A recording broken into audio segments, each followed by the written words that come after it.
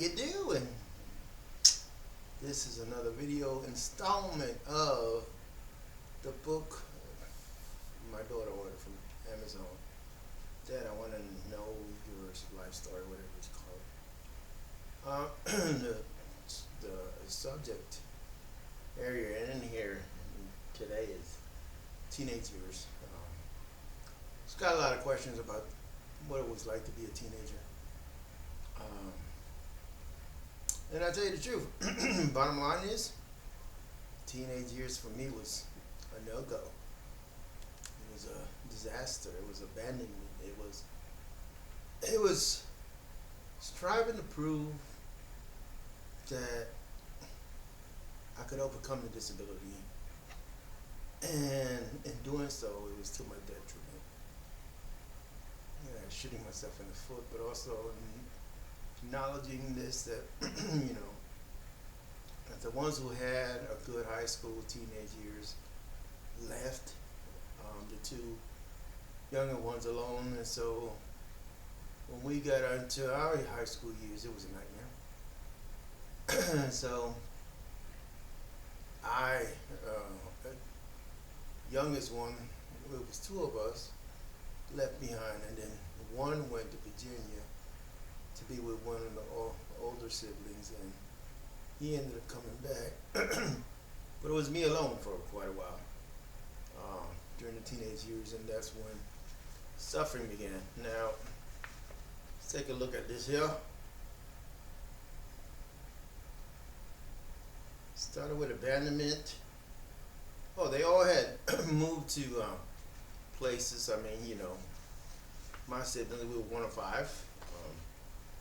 And they had finished their high school, got their jobs, they were in employment, and then also in employment they did volunteer police force, military, and one which is a rebel, we call him the Black Sheep, the crazy one of the family. He went to be with a woman who had 5 kids, and moved off to California. So Virginia, North Carolina was destination that the ones that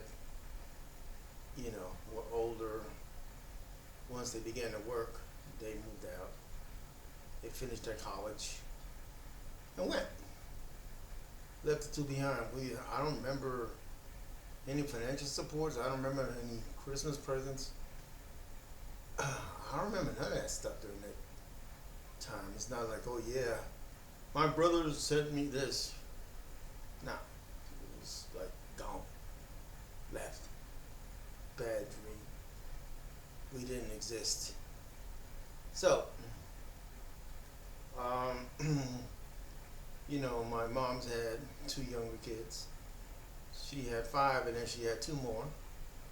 So, a lot of people call him pit bull. They couldn't get along with him. So, part of the reason why they left to seek their own careers was they just didn't want to deal with the pit bull. They didn't want to deal with it. That's it. And so I was a minor. I couldn't leave, so I got stuck with the pit bull. But also did some detrimental things to pit bull, which wasn't good. Which I do regret. Unemployment, they found new careers, whatever.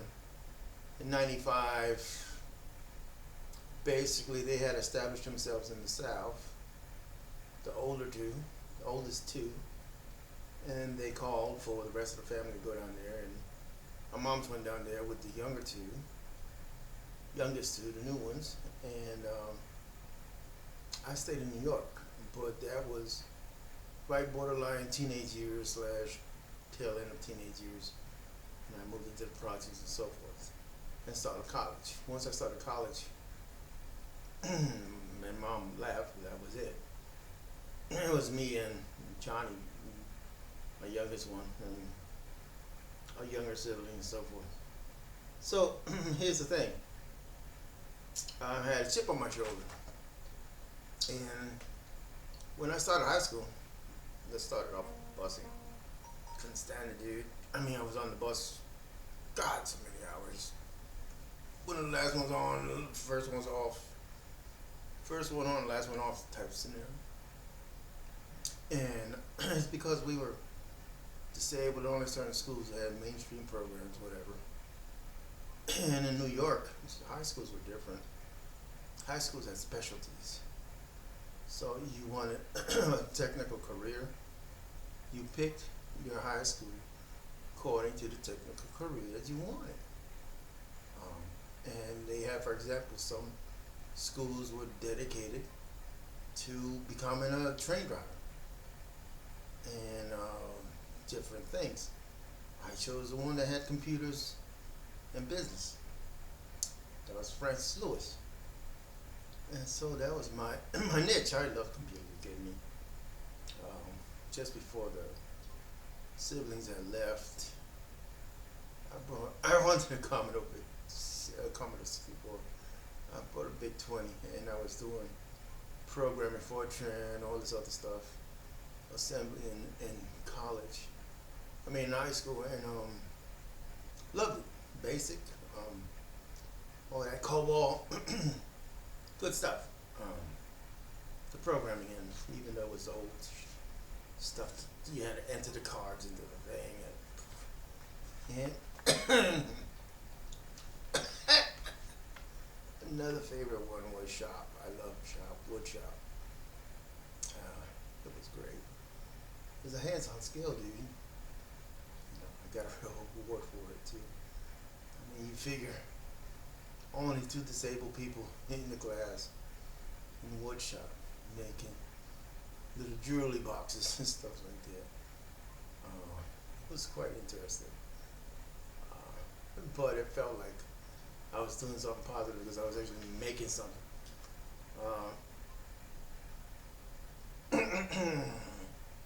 So I chose Francis Lewis High School because of that specialty. Now here's the thing. When I stopped using the yellow bus, I was riding like 4 buses, 5 buses, 2 trains. We're talking about the B-22, B-13, J train, Q-24, 34, Q-65, the E train, the B-17, or was it the Q-17? I don't remember. And the myriad of buses and trains, just to get to school. So by 6:30, I was up 6 o'clock, 6:30. I was out taking buses and trains. I mean, imagine a crippled kid taking buses and trains with books in the backpack. I mean, heavy books. Way back when you had textbooks and stuff like that. So it was more than that hours to school. And what ended up happening is that I got home about 6 o'clock in the afternoon. I was in pain, dude. A whole bunch of pain. Lots of pain. It was horrible by the time I got home. And guess what? Still had to do homework. Math was the hardest one.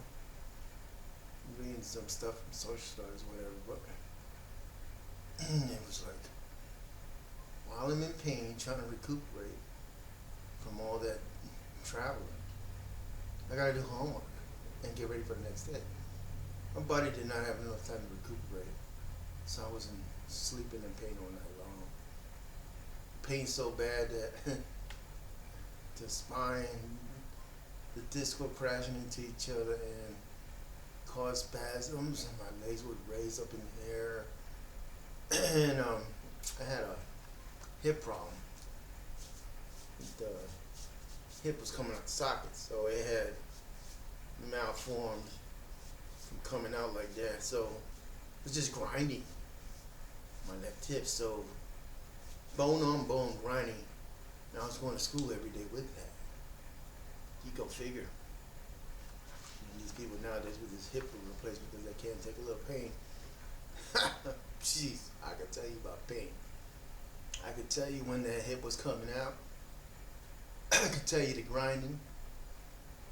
I can tell you, I bit the bullet in pain, went to school, regardless. Okay?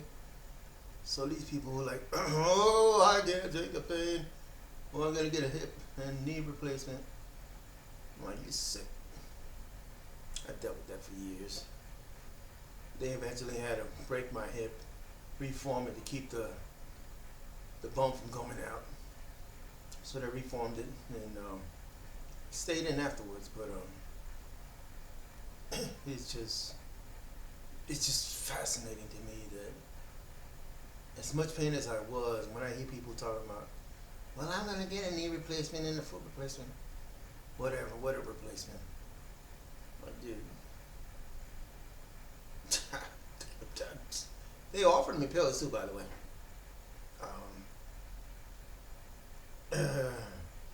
I wish I would have listened to mom, because I was taking all those books. She kept saying, "Take the bus, take the bus, take the bus." It was a chip. I got to the point that I didn't want to be labeled as crippled. I wanted the independence. I just couldn't take it. You know how he writes syllabus? Yeah, I just couldn't take it. So it's like, I knew, I mean, when we grew up, God, my mom didn't know where we were at half the time. We could be in Queens and end up in Brooklyn, Coney Island, just because we took the buses and trains. As little kids, 8 and 10 years old, and 11 and 12, we were way far from our house, way far from everything. So it's like we learned how to navigate, so I could get places on the trains and the buses. And I love that independence. And but here's the thing: here's a trade-off point. As a person with a disability and that much pain, the travel itself meant you couldn't enjoy whatever you got to at the end of the day.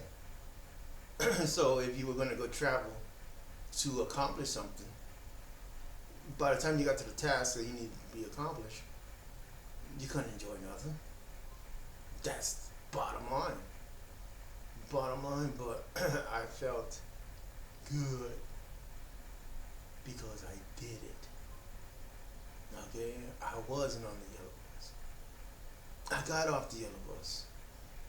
And before I got off the yellow bus, what ended up happening, they kept talking about all these different activities. Graduation, prom, getting dressed. I mean, they rode the bus to prom. And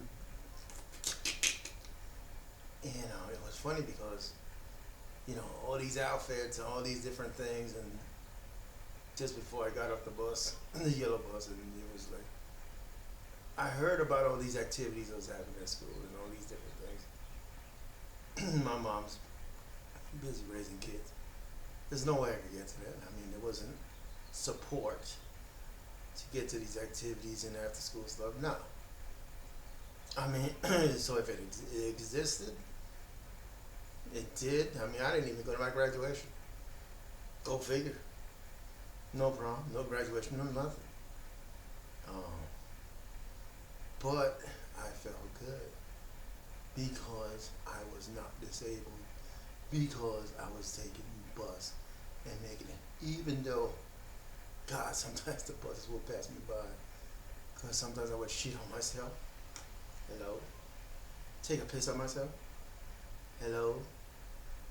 And the thing is, I had to stop off in like Maze and get the poop out. Different stores that were open, use the bathroom. Dry myself, usually those blower things or whatever. Or try to tie a sweat around my waist to hide the piss.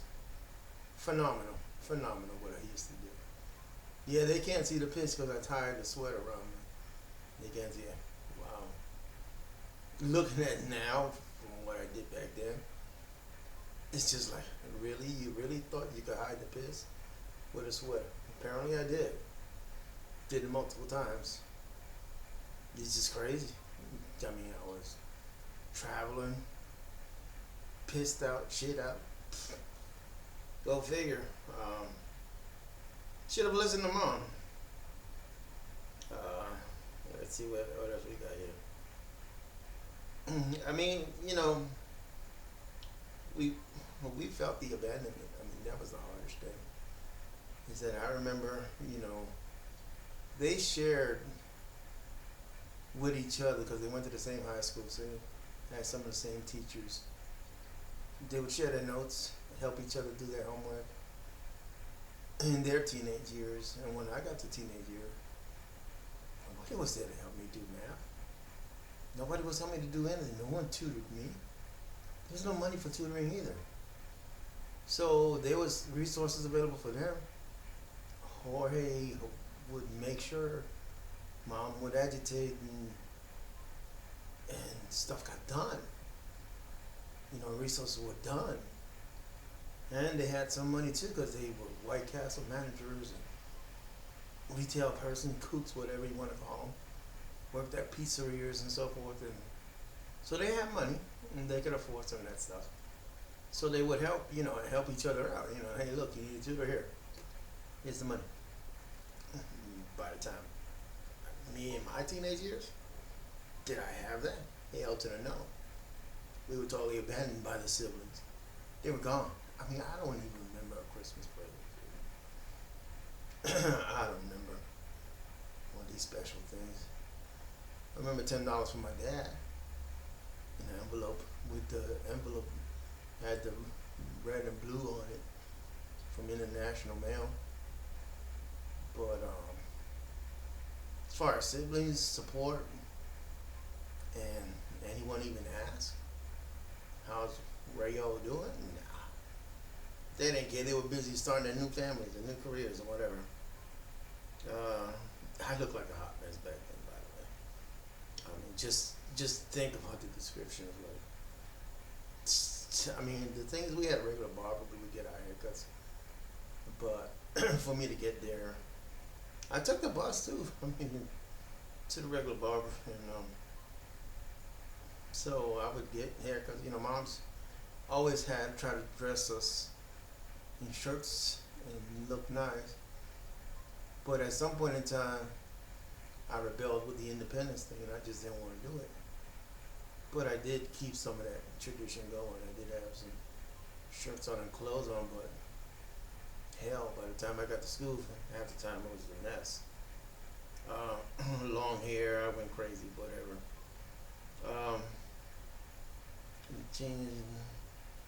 Oh, so there was no hanging out for me. There was no prom, none of that stuff. Dating someone in high school? Huh. Dude, I was in so much pain getting back and forth. Doing homework. I barely graduated. Barely, lowest GPA, whatever you want to call it. Just didn't have the support. I remember the crazy English teacher. She had a new style of teaching. A drama style. Going to school in a circle and hum. And she was like psychedelic. And couldn't take it now. It was funny because I almost got kicked out of school because I pissed in the hallway, down by the stairs, and the AP caught me. Here's the thing, AP caught me, but here's the thing. You have a disabled person who can barely walk, that has to go to the bathroom. You expect me, one class was on the 4th floor, to go down 4 flights of steps because the elevators weren't working, whatever. Go down 4 flights of steps to make it to the bathroom, and it was long hallway, long campus. And I'm like, I ain't gonna make it. I'm gonna piss right here. And I pissed right there, and the guy caught me. After that, they had to give us a key to the teacher's bathroom. Now, most teachers are women, as everyone knows. And so they gave us a key to the men's bathroom, men's teacher's bathroom. So guess where we ended up cutting it? Men's teacher's bathroom at the time. those classes. Then because then I would see the kids outside when they cut. You see them run from school and come back and run back in and sneak in and knock on the door or leave the door cracked open, whatever, to sneak back in, whatever. It was funny because we would look at them, but we were cutting ourselves in the bathroom. Uh, so I didn't have no curfew. Uh, you know, had some of the old time friends were Kim, Norman back then, and Manny. We're still in contact with Manny. And Junior was attached to the rest of the family. You know, still because of my mom, we call those people. But in terms of like friends from the childhood, not just one, Kim maybe, and that's it. There's no keeping up with people. Lisa, she was one.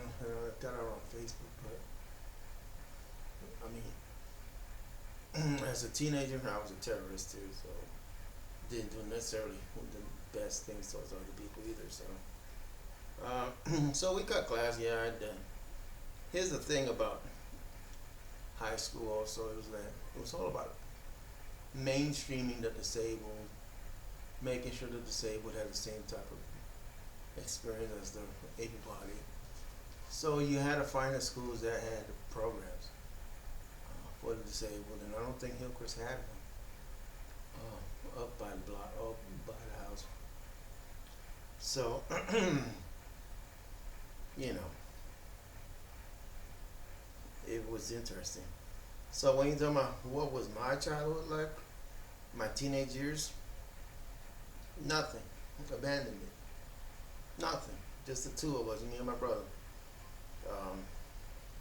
You know, it was through college where the same independence that I applied to get to high school and not being disabled, tried to apply that in college when I started at, I think it was New York Institute of Technology up on J Street. And the biggest thing is that when college is when I got my first car. College is when I participated. You know, those other events that you're talking about that teenagers usually participate in. But it's funny in that I thought, here's the thing, I'm a social worker by trade, so I usually help these families get the resources. I wish I would have had the same services that I provide to other people to make sure that they're disabled with loved ones or mental health people got the services that they need. I wish I would have had it. Didn't. So when the family didn't know how to access the resources, my mom didn't know, she was busy raising kids. She didn't know what to do or how to get whatever. But here's the thing is that I applied the same thing trying to start at college. But it got worse because not only was there 20 pounds of books on my back, but there was another 15 pounds of tools. I was going in to be a computer tech, fixing, technician in terms of like motherboards and soldering and all that. I couldn't do it. I mean, by then my body was just done. So when I first starting out I finished college, high school, started college. Bang. Didn't last 3 weeks because I didn't have the services. It was afterwards that I learned what services needed, and God provided me the mentality to go ahead and get the services I needed and go to college, and I did. And part of going to college is because this is that. I didn't want to check. I didn't want government assistance. So I wanted to go to the military like everybody else. I saw them doing that. I said, I want opportunity. I want economic independence. But when I went to go to the military, what the heck? You cripple? You're not going. So I didn't participate in none of those things in high school. I barely finished high school. I mean, I liked the wood shop and the computer programming. Had my own computer, Commodore VIC 20. I wanted a 64, whatever. My grades, showed the lack of support. High school, even though it represented independence. Independence represented lunacy without guidance. Lunacy without guidance represented pain. Mom was busy raising the new kids. I mean, one friend that I did like, which I ran into after high school, was Luz Casablanca. So the suffering that I suffered, the teenage life that I had, non-existent. It was not the traditional sense. When you talk to other people nowadays, like, well, we were on this team in high school and yada yada, and attended the plays. I did that with my kids, but I didn't have that myself. You know what I'm saying? So, and that's the thing, is that I wanted to make sure I was there for my kids, knowing that I didn't have it for myself. I wish I had the supports that other families had. And, my brothers left. And when the last one came back, he went down to be with the older ones for a little bit. When he came back, we stuck together like glue. And, we came to North Carolina together, the last two from New York. And it's sad because, one thing, your sibling is your sibling regardless. And you really need to help as best you can. And here's the thing, what it's like to be a teenager as a person with a disability. For me, it was the chip on the shoulder. It was, I want to be independent, I don't want to be crippled. And it made sense to me back then. That's the crazy part. I would never do it over again like the way I did. But while I was going through, that stuff made sense. I was off the yellow bus. I was going to school. And that's what craziness. And there was no support. And so it was like mom was busy raising two more kids and she ain't had time to do nothing else. So it was always the stories of the ones that made it and they kept calling her, come live in North Carolina, come down to be with us. And I just never saw the support for the last two. And I might be not recalling things right, but some, the wedding for Angel and Edwin, and they came back, had their weddings, or had their weddings before they left, and that was during the teenage years also, but it's just crazy. It is what it is. Point of fact is that if you got siblings and you make it, make sure you go back and help them. But as a disabled person, what my teenage years was like, the worst. The worst. And yet it was the best because I proved something. And college was all about, hey, look, I wanted to continue that. I didn't want to be on the system. I wanted to get off of Social Security and all that other stuff. Social Security was guaranteed because I was disabled, whatever. But that's not a lifestyle. And I sought better. And hope this helps. The teenage years was dismal, but they were mine. Take care. See you. Adios.